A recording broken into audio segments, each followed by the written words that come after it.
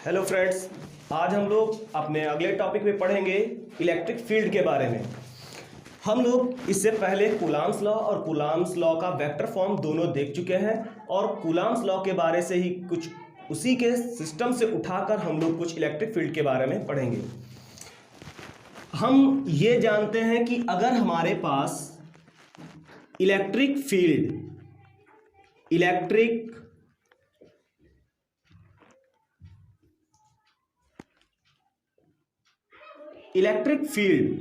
अगर हम electric field के बारे में पढ़ना चाहते हैं तो हमें इलेक्ट्रिक फील्ड के बारे में कुछ चीज़ें जानना बहुत ज़रूरी है।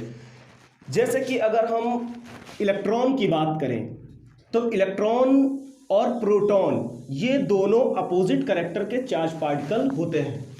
इनके बीच में अट्रैक्शन फोर्स लगता है। अट्रैक्शन फोर्स क्यों लगता है, इसके पीछे भी इलेक्ट्रिक रेस का बहुत बड़ा हाथ है। देखिए, जैसे हमारे पास कोई निगेटिव चार्ज पार्टिकल है तो उसमें इलेक्ट्रिक रेज इनवर्ड होती हैं, अंदर की ओर आती हैं। ये जो माइनस चार्ज में इलेक्ट्रिक रेज होती हैं, ये जो रेखाएं हैं जो माइनस चार्ज में अंदर की ओर जा रही हैं, इन्हें हम लोग इलेक्ट्रिक रेज कहते हैं, इलेक्ट्रिक लाइंस। अगर हम प्लस को देखें तो प्रोटॉन से, पॉजिटिव चार्ज पार्टिकल से वही रेज बाहर की ओर निकलती हैं। तो हम ये देखते हैं कि अगर हमारे पास एक इलेक्ट्रॉन है और एक प्रोटॉन है तो उसमें अगर ये दोनों कांटेक्ट में हैं तो देखिए प्रोटॉन से प्लस से एक रेज निकलती है और वो माइनस में चली जाती है, फिर वो प्लस से निकलती है और माइनस में चली जाती है। इसका मतलब ये है कि अगर हमारे पास ये जो प्रोटॉन है वो हमेशा इलेक्ट्रॉन की ओर जाना चाहता है। इलेक्ट्रॉन और प्रोटॉन में अट्रैक्शन फोर्स लगता है। अगर हम यहीं पे एक प्रोटॉन और एक दूसरा प्रोटॉन रख दें तो प्रोटॉन से रेज बाहर निकलेगी, इस प्रोटॉन से भी रेज बाहर निकलेगी। इन दोनों में भी फोर्स लगेगा, लेकिन अब इसमें रिपल्सन फोर्स लगेगा क्योंकि इसमें तो इलेक्ट्रिक रेज एक से निकल रही है लेकिन दूसरे में इन नहीं हो रही है। तो ये दो सेम कैरेक्टर के चार्ज पार्टिकल हैं, तो इसमें इलेक्ट्रिक फील्ड जो है वो दोनों से आउटवर्ड डायरेक्शन में है, इसमें रिपल्सन फोर्स लगेगा। कहीं ना कहीं हम इन दोनों बातों से ये सीख पाए हैं कि अगर हमारे पास दो अपोजिट तरह के चार्ज पार्टिकल हैं तो उसमें अट्रैक्शन फोर्स लगेगा, और अगर दो सेम कैरेक्टर के चार्ज पार्टिकल हैं तो उसमें रिपल्सन फोर्स लगेगा। इस फोर्स को ही हम अपना पूरा हथियार बनाते हैं और इसी से इलेक्ट्रिक फील्ड के बारे में पूरी जानकारी प्राप्त करते हैं। देखिए, इलेक्ट्रिक फील्ड है क्या। इलेक्ट्रिक फील्ड समझने के लिए हम लोग हमेशा देखते हैं कि हमारे पास अगर एक मैग्नेट है तो मैग्नेट का कैरेक्टर होता है कि वो जितने भी लोहे की चीजें होती हैं उनको सबको वो अट्रैक्ट करता है, अपने पास चिपका लेता है। देखिए, अगर ये हमारे पास एक चुंबक है तो इसके कुछ दूर तक चुंबक का एरिया होगा। अगर हम कोई लोहे का कोई भी टुकड़ा या कोई भी चुंबक दूसरा लेकर यहां रख दें तो ये चुंबक इस चुंबक के रेंज से बाहर है, ये इसके पास अट्रैक्ट नहीं होगा। इसको अगर हम यहां पर ला के रख दें, अभी भी ये जो चुंबक है या ये लोहे का जो पार्टिकल है वो इस चुंबक की रेंज से बाहर है। लेकिन अगर हम इसको यहां पर ला के रख दें तो अब ये इसके द्वारा अट्रैक्ट कर लिया जाएगा। ये अट्रैक्ट क्यों हुआ? क्योंकि अब ये दोनों एक दूसरे के कांटेक्ट में आ गए। इसी तरह देखिए, जैसे अगर हम क्या कहें कि हमारे पास एक लोहे का पार्टिकल है और वो लोहे का पार्टिकल हमने यहां पर ऐसे रख दिया और रख कर जैसे ही हम पीछे घूमे तो वो वहीं का वहीं रखा रह गया। इसका मतलब यह था कि लोहे का टुकड़ा जहां हमने रख दिया वहीं रखा है, लेकिन दूसरी ओर अगर यही लोहे का टुकड़ा हम यहां रख के और घूमे और जैसे ही हमने लोहे का टुकड़ा रख कर छोड़ा वो हल्का सा इधर शिफ्ट हो गया, या कि मतलब उसमें अगर हल्का सा मूवमेंट हो गया तो हम ये समझ जाएंगे कि यहां अगल बगल कहीं ना कहीं मैग्नेट का फील्ड जरूर है। अगर वो लोहे का टुकड़ा हिला, लोहे के टुकड़े में कोई फोर्स लगा तो हम समझ जाएंगे कि यहां पर कोई ना कोई मैग्नेटिक फील्ड है। बिल्कुल उसी तरह अगर हम कोई एक अकेला चार्ज पार्टिकल ले लें तो वो अकेला चार्ज पार्टिकल अपने अंदर से इलेक्ट्रिक रेज बाहर निकालेगा। ये अपने चारों ओर एक इलेक्ट्रिक का एरिया कवर कर लेगा। लेकिन अगर हम इसी के पास कोई दूसरा चार्ज पार्टिकल, जैसे मान लीजिए हम एक निगेटिव चार्ज पार्टिकल लाते हैं तो फटाफट ये निगेटिव चार्ज इसके द्वारा अट्रैक्ट कर लिया जाएगा। अगर हम यहाँ पॉजिटिव रखते हैं तो ये रिपल कर लिया जाएगा। जब हम इन दोनों चार्ज पार्टिकल को एक दूसरे के कांटेक्ट में लेकर आते हैं तो इन दोनों के बीच में फोर्स लगता है। लेकिन अगर यही चार्ज पार्टिकल निगेटिव यहां रख दिया जाए तो ये यहीं पर रखा होगा, मतलब ये इसके द्वारा अट्रैक्ट नहीं किया गया, क्योंकि ये निगेटिव चार्ज पार्टिकल इस प्लस वाले चार्ज पार्टिकल की रेंज से बाहर है। इसी तरह से अगर इस पर कोई फोर्स नहीं लगा, मतलब यहां पर कोई इलेक्ट्रिक फील्ड नहीं है, हम इसको चुंबक मान लें और इसको हम मान लें लोहे का टुकड़ा, लोहे का पार्टिकल। अगर हम इसको चुंबक और इसको लोहे का टुकड़ा माने तो अब चुंबक की जो रेंज है उससे लोहे का टुकड़ा बाहर है, मतलब कि ये लोहे का टुकड़ा, ये चुंबक इस लोहे के टुकड़े को अपनी ओर अट्रैक्ट नहीं कर सकता। लेकिन अगर यही लोहे का टुकड़ा यहाँ ला के रख दें तो ये लोहे का टुकड़ा इस चुंबक से अट्रैक्ट हो जाएगा। बिल्कुल वही, अगर किसी चार्ज पार्टिकल के चारों ओर का वो एरिया जहां कोई अनदर चार्ज पार्टिकल आए और आने पर वो अपने ऊपर या अट्रैक्शन या रिपल्सन फोर्स को फील करे तो हम समझ जाएंगे कि उस जगह पर इलेक्ट्रिक फील्ड है। अगर हम किसी भी चार्ज पार्टिकल के चारों ओर का वो एरिया जहां पर कोई अनदर चार्ज पार्टिकल आते ही अपने ऊपर वो फोर्स को फील करने लगे, ये चार्ज पार्टिकल जैसे ही यहां आएगा तो ये अपने ऊपर एक अट्रैक्शन फोर्स को फील करेगा, तो हम समझ जाएंगे कि यहां पर एक इलेक्ट्रिक फील्ड है। इस तरह से हम जानते हैं कि अगर कभी भी कोई भी चार्ज पार्टिकल ऐसी जगह रख दिया जाए जहां वो फोर्स को फील करे, वहां इलेक्ट्रिक फील्ड होगा। ठीक, इलेक्ट्रिक फील्ड के बारे में इस तरह से देखा, लेकिन अभी देखते हैं इलेक्ट्रिक फील्ड की intensity. Intensity of electric field. Intensity मतलब होता है तीव्रता। इंटेंसिटी ऑफ इलेक्ट्रिक फील्ड क्या है कि इंटेंसिटी मतलब तेजीपन, तीव्रता। अगर हम कोई भी प्रोटॉन यहां पर या कोई भी प्लस चार्ज पार्टिकल रखा हुआ है तो हमें पता है कि प्लस चार्ज पार्टिकल से इलेक्ट्रिक रेज बाहर की ओर जाती है, तो इसके चारों ओर इलेक्ट्रिक का फील्ड हो जाएगा। अब इसी इलेक्ट्रिक के फील्ड में अगर हम यहां एक इलेक्ट्रॉन रख दें और एक इलेक्ट्रॉन यहां रख दें, दोनों पे फोर्स होगा। ये भी फोर्स को फील करेगा इधर की ओर और ये भी फोर्स को फील करेगा इधर की ओर, लेकिन कूलाम ने हमको ये बता रखा है कि F जो है वो इनवर्सनली प्रोपोर्शनल होता है डिस्टेंस के। जिसकी दूरी ज्यादा उस पे फोर्स कम, जिस पे दूरी कम उस पे फोर्स ज्यादा। तो देखिए इसकी डिस्टेंस जो है वो कम है और इसकी डिस्टेंस ज्यादा है। अब हम ये देख लें कि अगर यहाँ पर कोई लड़का है और यहाँ पर कुछ है, अगर हम इस लड़के को ऐसे ढकेल दें, पास खड़ा लड़का, हम उसको पास से ढकेल दें तो बहुत तेज धक्का खाकर गिरता है। लेकिन अगर वही लड़का हमसे दूर चला जाए, हम उसको एक डंडे के सहारे से लगा के फिर ढकेलते हैं तो पहले से तो कम फोर्स उस पर अप्लाई होगा ना। मतलब कि वो लड़का ये बहुत अच्छे से समझ पाएगा कि हमें कब धक्का लगा ज्यादा, जब हम पास थे या जब हम दूर थे। मतलब उसे अपने ऊपर लगने वाले फोर्स की जो इंटेंसिटी है, तेजीपन है, उसका अंदाजा आराम से लगाया जा सकता है केवल ये देखकर कि हम पे आखिर फोर्स कितना लगा। मतलब किसी भी चार्ज पार्टिकल पर जितना फोर्स लगता है वही फोर्स उस जगह की इंटेंसिटी को शो कर देता है। मतलब अगर हमें कोई भी चार्ज पार्टिकल है और उस चार्ज पार्टिकल पर जो फोर्स लग रहा है वही इंटेंसिटी ऑफ इलेक्ट्रिक फील्ड को शो करेगा। अगर हम कहें कि इलेक्ट्रिक फील्ड की इंटेंसिटी को किससे रिप्रेजेंट करते हैं तो ये कैपिटल ई से रिप्रेजेंट करते हैं। Capital E is equal to F by Q naught. अगर हम Q को 1 कूलाम मान लें तो E capital E is equal to F. वो फोर्स ही तो इलेक्ट्रिक फील्ड है जो 1 कूलाम पर अप्लाई हो रहा है। सिंपल डेफिनेशन है कि अगर 1 कूलाम चार्ज पर जितना फोर्स अप्लाई होता है, 1 कूलाम चार्ज पर जितना फोर्स अप्लाई होता है वही इंटेंसिटी ऑफ इलेक्ट्रिक फील्ड कहलाता है। सिंपल।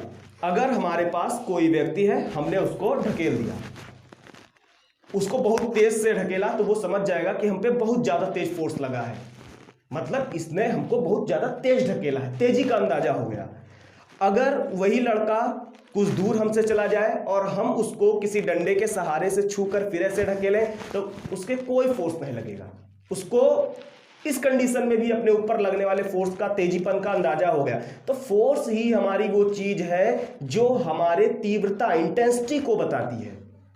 अगर फोर्स ज्यादा है, इंटेंसिटी ज्यादा है, फोर्स कम है, इंटेंसिटी कम है, तो इलेक्ट्रिक फील्ड की जो इंटेंसिटी होती है वो रिप्रेजेंट करते हैं कैपिटल ई से।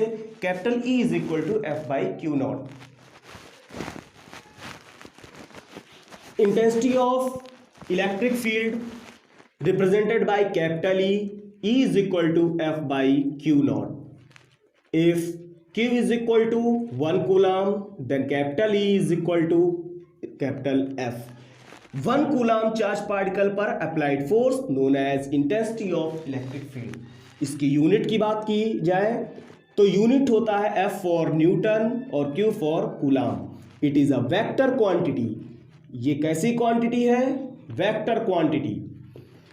इलेक्ट्रिक फील्ड वेक्टर क्वांटिटी है, और हम वेक्टर क्वांटिटी के बारे में बहुत अच्छे से जानते हैं कि हमारे पास क्वांटिटीज दो तरह की होती है, एक स्केलर और एक वेक्टर। स्केलर क्वांटिटी क्या होती है? जिसमें मैग्नीट्यूड तो होता है, मैग्नीट्यूड मतलब परिमाण, लेकिन इसमें कोई डायरेक्शन नहीं होती, दिशा नहीं होती। एग्जाम्पल के तौर पर हम बताते हैं, जैसे हम मार्केट से गए कुछ चीनी लेने, तो हमने उसके शॉपकीपर से ये बोला कि हमें 1 किलो चीनी चाहिए। तो हम उससे ये नहीं कहते कि हमें 1 किलो चीनी पूर्व दिशा में चाहिए, हम उससे कहते हैं 1 किलो चीनी चाहिए, 1 kg शुगर। हमने चीनी की अमाउंट बता दिया, उसको मैग्नीट्यूड बता दिया, हमें इसको खरीदने के लिए कोई डायरेक्शन की जरूरत नहीं, तो हम कह सकते हैं कि ये हमारा स्केलर क्वांटिटी है। लेकिन अगर हम वेक्टर की बात करें तो वेक्टर हमारा क्या होता है?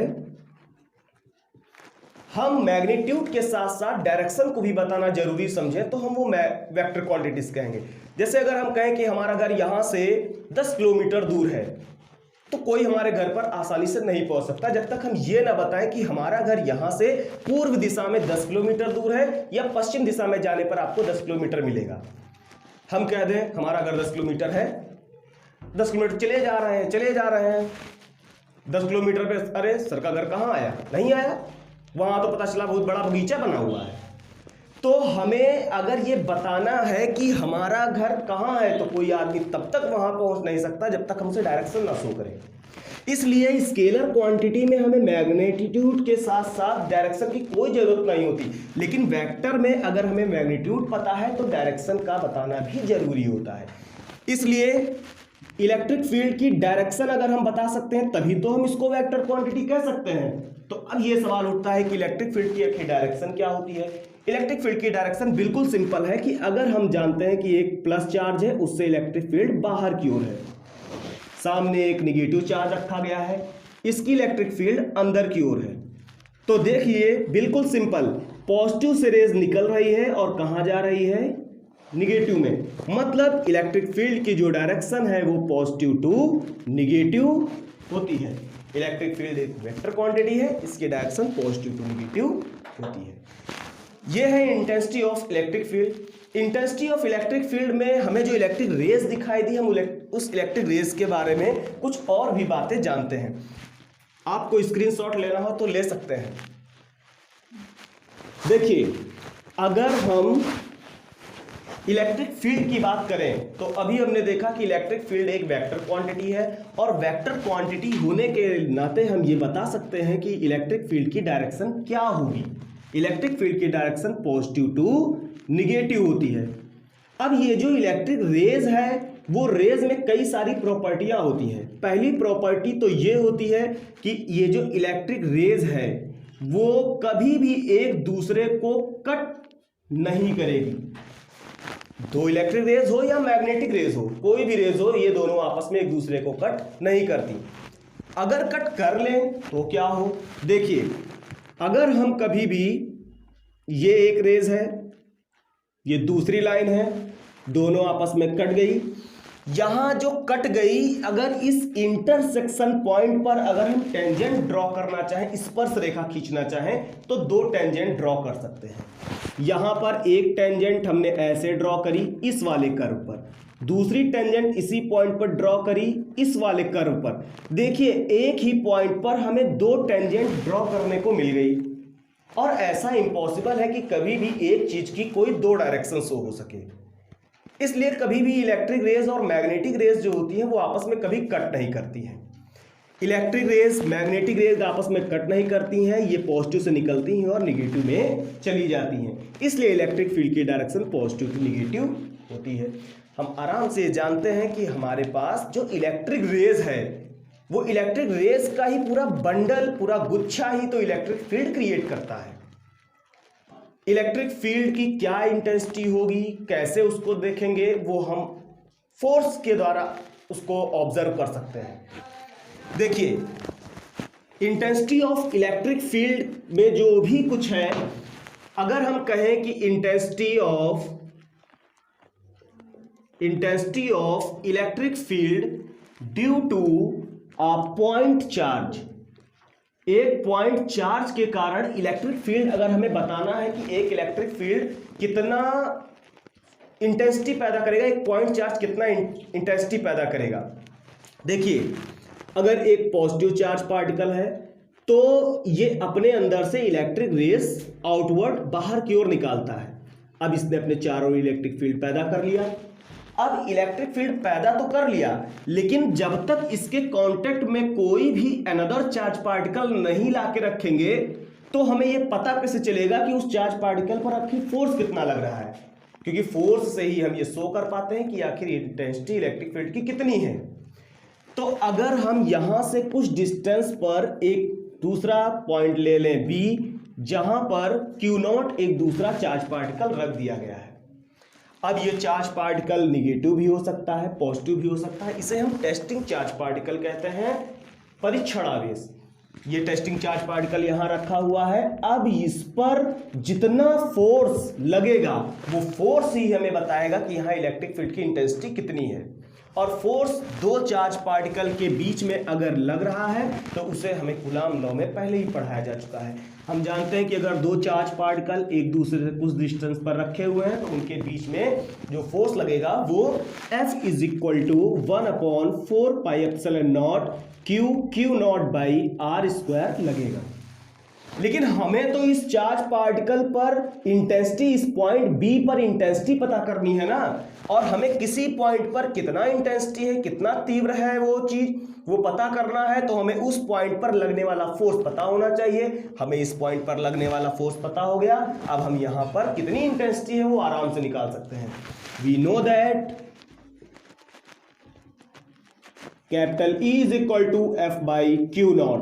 कैपिटल F की वैल्यू ऊपर लिखी है 1/4 पाई एप्सिलॉन नॉट Q0/r², और नीचे Q0 से Q0 cancel, intensity electric field की 1/4 पाई एप्सिलॉन नॉट Q/r² मिल जाती है। अगर हम कहें कि कोई एक पॉइंट चार्ज कितना इलेक्ट्रिक फील्ड पैदा करेगा, तो वो पॉइंट चार्ज इतना इलेक्ट्रिक फील्ड प्रोड्यूस करता है। इलेक्ट्रिक फील्ड जो है वो डायरेक्टली इनवर्सनली प्रोपोर्शनल है 1/r² के। मतलब जो इंटेंसिटी इलेक्ट्रिक फील्ड की है वो r के स्क्वायर के इनवर्सनली प्रोपोर्शनल है। डिस्टेंस बढ़ाएंगे इंटेंसिटी घटाएंगे, डिस्टेंस घटाएंगे इंटेंसिटी बढ़ाएंगे।